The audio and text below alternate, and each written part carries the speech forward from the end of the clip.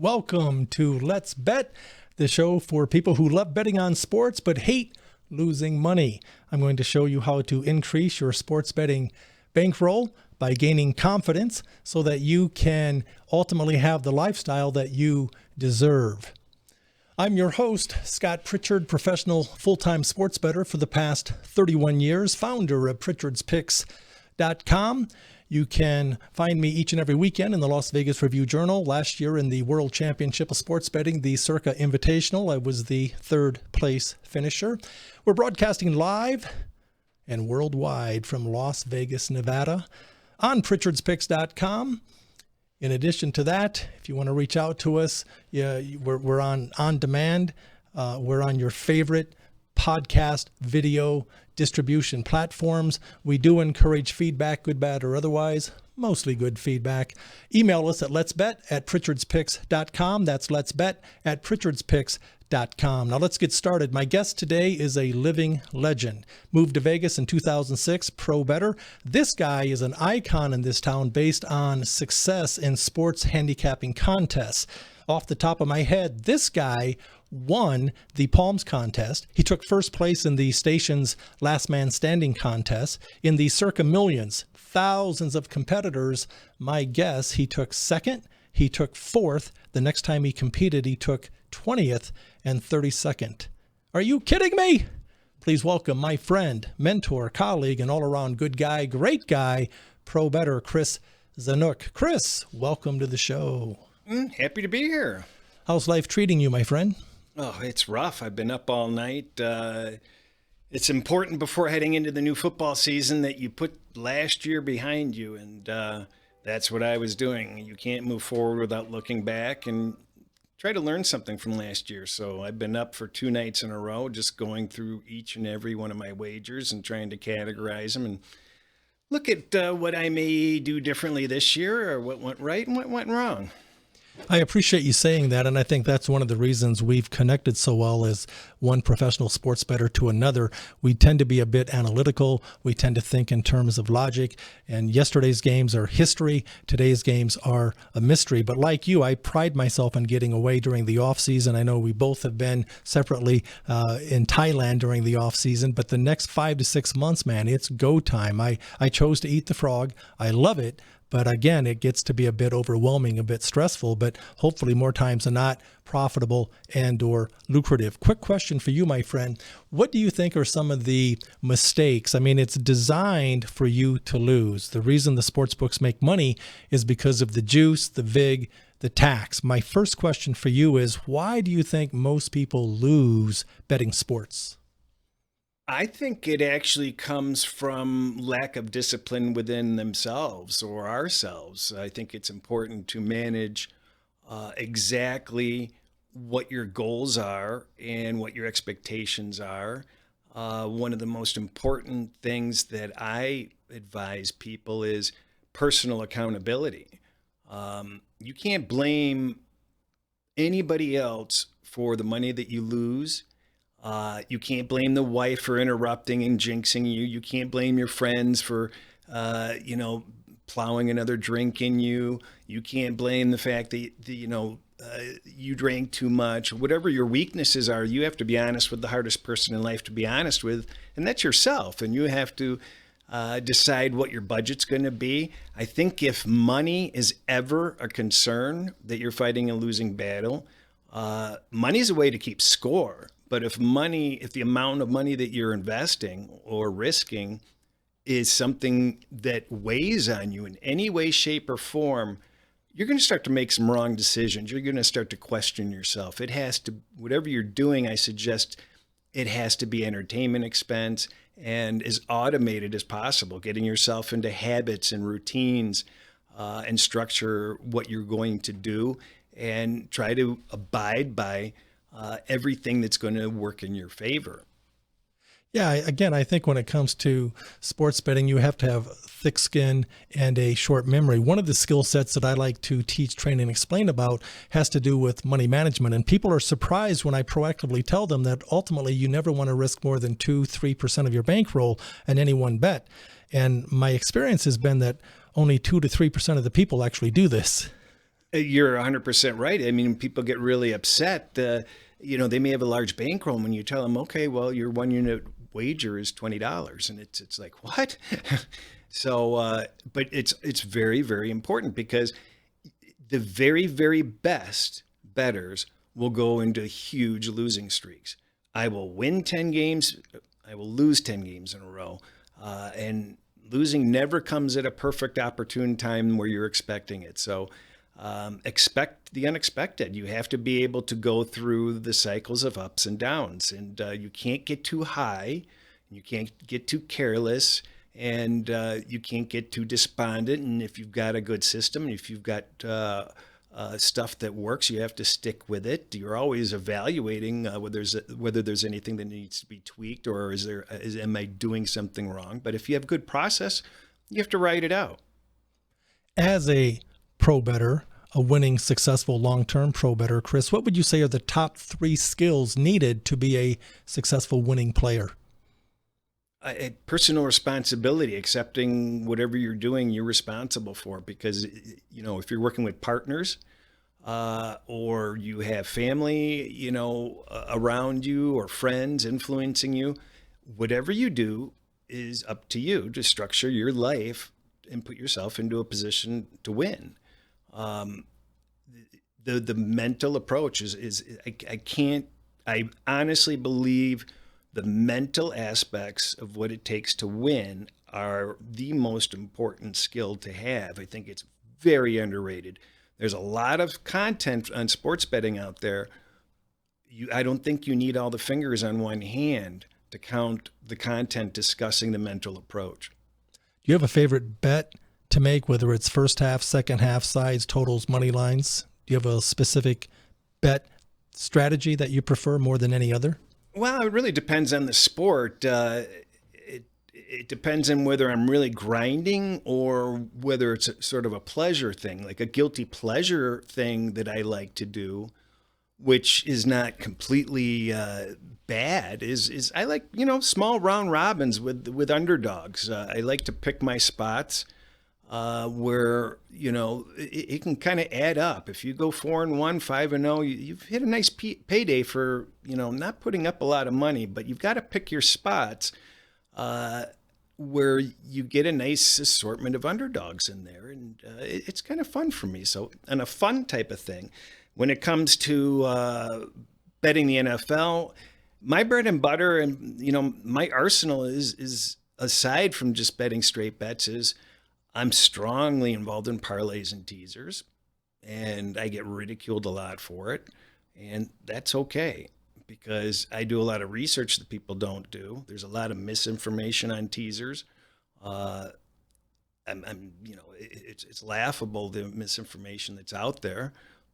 You do your own homework, you're going to find some surprising things with teasers, and parlays. 99.9% of the parlays that are made each week shouldn't be made by people. If you don't know what you're doing with your parlays, you don't do parlays. But if you skillfully know how to use them as your, to your advantage, they can be, part of the arsenal, so to speak. Yeah, I want to expand on Chris's point in regards to parlays. There's a bookmaker joke from years ago, back in the days when bookmakers used to do everything on the phone, where a bookmaker gets a call at 11:30 at night, and the guy on the phone says, "Hey, I want to make a play." And the bookie says, "Dude, it's 11:30 at night. I'm in bed with my wife. Not to call at this hour." And the customer says, "Listen, I want to bet a 5-team parlay." And the bookie says, "Let me grab my pen." But I like what you said, an advanced way of thinking. I don't play parlays, I don't play teasers, but I respect you because you cannot argue with success. And the fact is, I know mathematically, we know the break-even point when you're laying minus 110 is 52.4%. But when you're betting parlays, if you are a 60% handicapper, and most people are not, obviously you are right in that range. So mathematically, to your point, Cris, it would make sense to play parlays and teasers. Well, it's also a part of another thing that I consider critical is value your accounts. I mean, if you start betting a lot of money and you start winning, you run the risk of losing accounts. And I really, really, really am cognizant of preserving accounts. There's nothing more valuable than accounts to me. So one of the very best things you can do is put parlays in your account. I put a lot of parlays in my account. It's part of account preservation. Teasers stick out like a sore thumb too, especially when they're not Wong teasers. So I love it that I'm doing non-Wong teasers, and I'm using to my benefit. Let them think I'm a donkey, and my account lasts longer. You're smart. I'm not as smart because I just get fighting mad when I'm limited on how much I can bet. 30% of my plays are flat out rejected. The rest of the time I'm limited to a nickel or a dime on a game. And most recently, a place here in Las Vegas. I like the place. I like the venue, times 8 to 10 sports books, but they say you can only come to the bet window one time a day. I said, dude, I do 90% of my betting for halftime, so you're handcuffing me. I can't bet. And I already knew the answer, but I respectfully asked the main man who runs the hub out of all 8 to 10 sports books. And I said, do you mind telling me why? And he flat out said, you are not the market we cater to. Brings me to another point. I get annoyed. I laugh. I want to punch someone in the face when I see it. But the fact is, gamble responsibly. What that is code for is not too responsibly. If you're sharp, if you're an advantage player, if you consistently have an unfair advantage, that's too responsible. We don't want that. We want you to be responsible, but not too responsible. What are your thoughts? Well, you're touching there's a bunch of different ways you can go with that. And there's been a transition over recent years. I developed relationships with a lot of the people that run the books. And that's invaluable because you can't do that nowadays. You're lucky if you can get a human on chat. So how are you supposed to develop relationships with the places that you're working with? Because we know that a good deal is not a good deal unless it's a good deal for both parties. So as a bettor, I know that I don't want to be killing the sheep if I can shear it for years.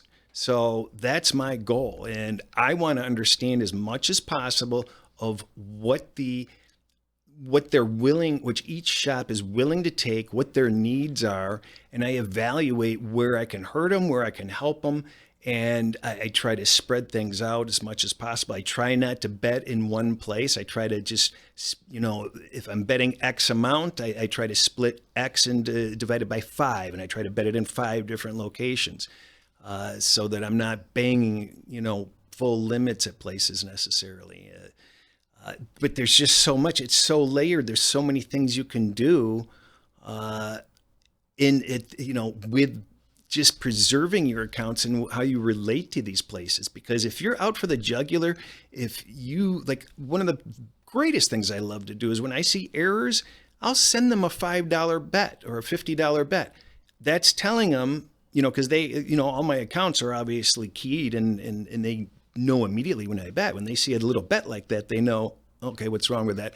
I'm correcting their line for them as a courtesy. I'm not out for the jugular. And that's what people don't do that they should do, is don't take the bad lines. They're going to catch it. Even if they pay you out, trust me, they're going to put you on a little list and you're branded and you're never going to get the branding removed.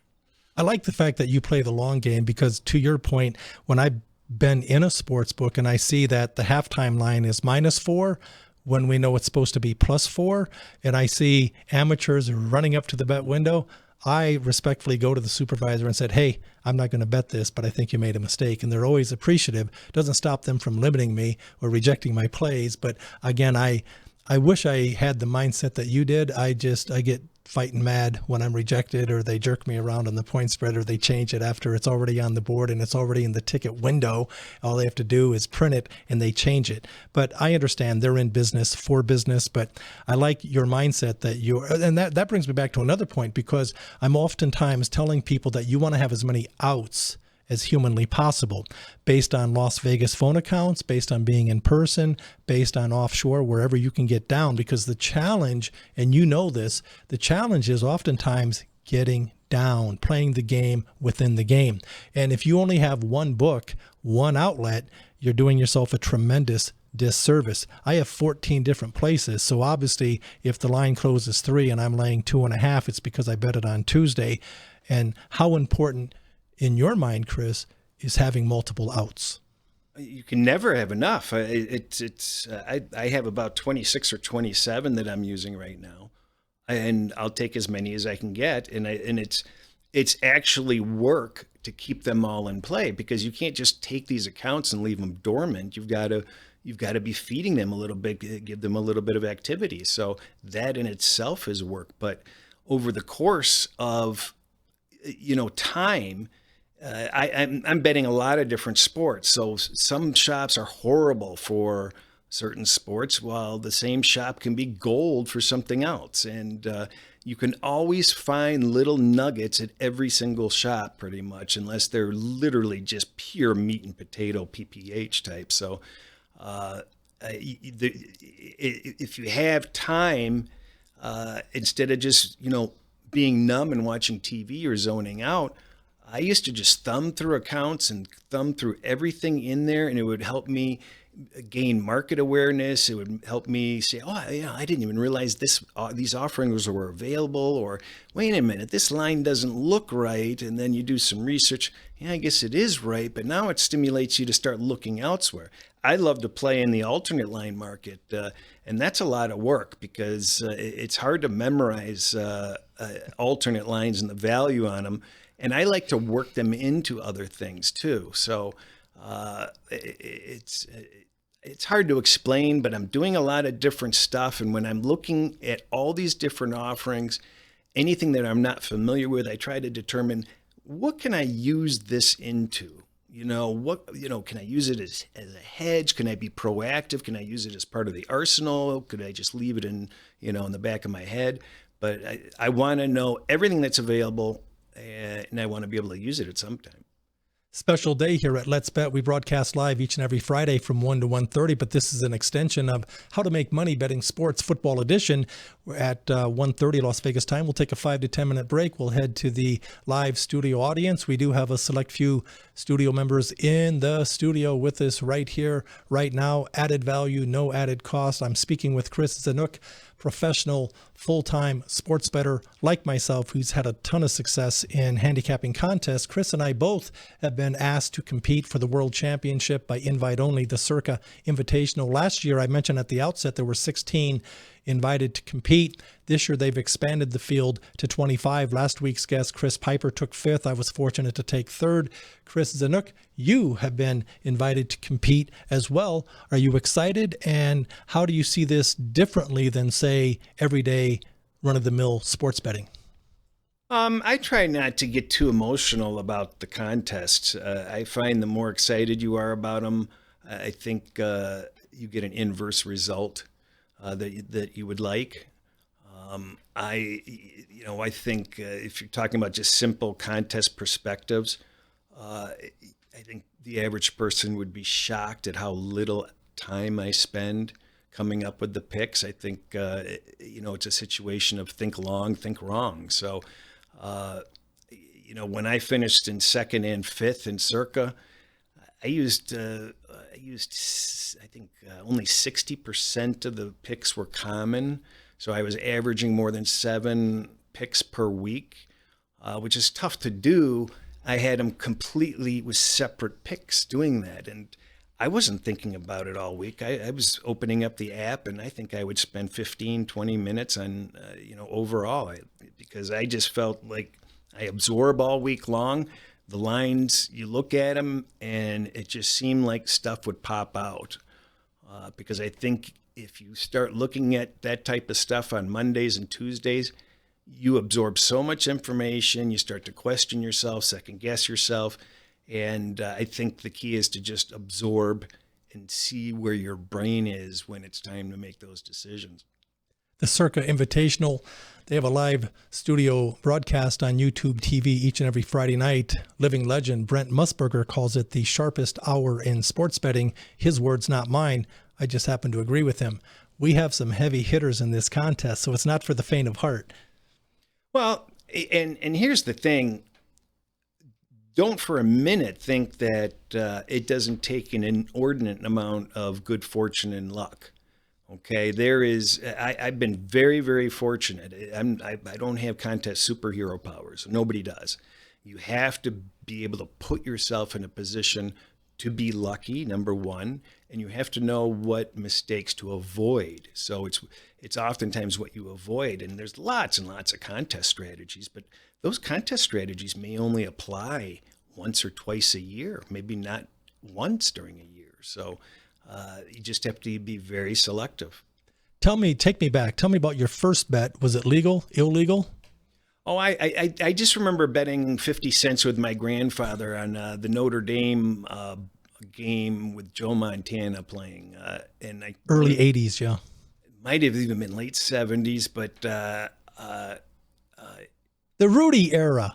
Yeah. The one play walk on. Are you kidding me? Rudy? He makes a move. He was a legend in his own mind. A one play walk on, and he catapulted. Joe Montana and the players that played for Notre Dame at that time, they mocked Rudy. No one was chanting Rudy's name, and they carried him off the field at the end of that game more as a joke as anything else. But it's amazing.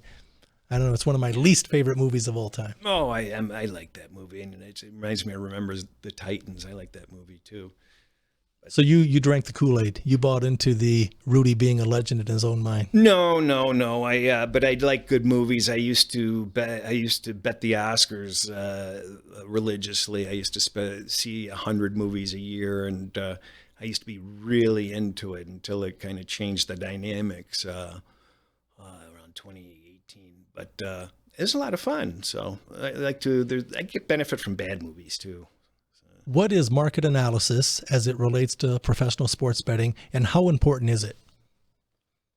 I think other than having your brain and your habits and your rituals in tow, it's the most important thing to understand. I think you and I are fortunate that we went through the period of time when we did, where it was absolutely critical to learn what the market was. And we learned a lot of things that the people today, they'll never learn. And that is just what moves the market, why is the market moving, when is the market going to move. I'm monitoring all of that. It's a all day, everyday process, and it's opportunity cost if you're not watching the screen. And it's a lot of hard work, but when I'm doing NFL, if I don't understand why a line moved, I'm damn well going to find out within 10 minutes why that line moved. So I want to know in advance when a line is going to move. I want to know why a line moved if I didn't expect it to move. I want to know who moved it, everything. It's important to know why the market is doing what it's doing. And it's important to know which books are indicators because, yeah, everybody's familiar with the main books. But what a lot of people don't realize is there's a whole giant network. It's like an iceberg when you see, okay, that's just the tip. And underneath is what's really happening. Underneath the waterline is what's really happening because all these other books that nobody's ever heard of are the indicator books. Those are the ones that you're watching. Those are the ones you're looking at all the flow. Does this, which shop moves totals early? Which are slow moving ones that I can get in late? Which ones are fake jobs? What time of the week are there going to be fakes? Which time of the week are the services releasing? You have to be there when the services release because if you haven't bet what you're going to bet, you want to know, okay, now I have to evaluate. Do I want to bet this game now? I have to make a decision. It goes on and on and on. I could talk for 30 more minutes on why it's so important. If you don't understand what's happening with a market, you're at a big deficit because every half point counts. Every 5 cents counts. Well, it's funny that you say that because being a math guy, we have 272 games during the regular season for NFL football. If you can grind, scalp, steal, find a half point, the best of it, on each and every game, that's 136 free points. Very, very significant.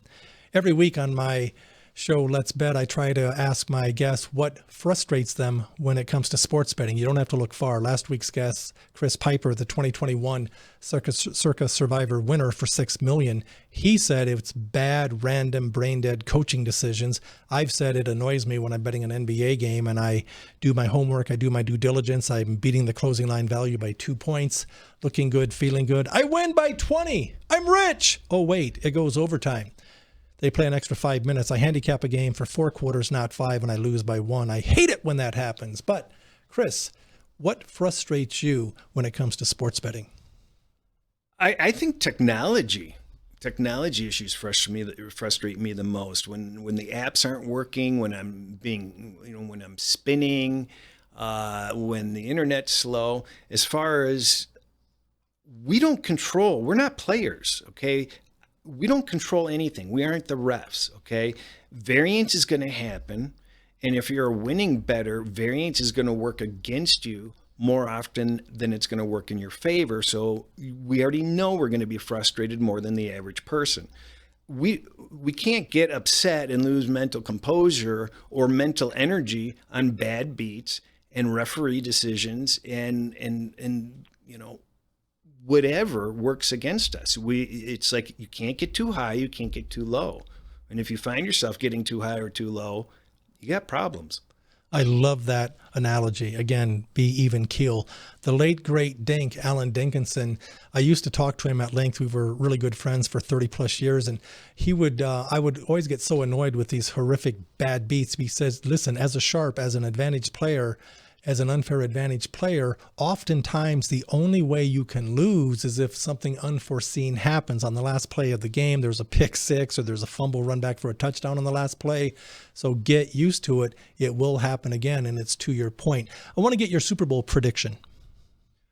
Oh, I think Kansas City, when I look at the AFC, I don't see a team other than Kansas City improved that really is a Super Bowl contender. Cincinnati's kind of in that gray area, but I don't think we can agree that they're elite. So Kansas City got better. I have to take Kansas City out of the AFC at this point. And I'm not a full believer in Philadelphia. I think I don't like the way they folded shop last year. I think that's a loser mentality, and I'm not convinced that if you give up, that you can necessarily reset yourself as easy as people are counting on them to. I think I'm not sure San Francisco can go injury-free again. McCaffrey hasn't been injured in a while. I'm not sold on Purdy yet. I'm not sold on Love. I think the Lions had the best roster. They've got their Achilles heel if Goff goes down, because there's no Teddy Bridgewater in backup there this year. So. But I'll go with the Lions in Kansas City. Great. I'm not a big Dan Campbell fan. I'm anti-Dan Campbell, overrated. He can't do basic math, arithmetic, third grade math. He would fail.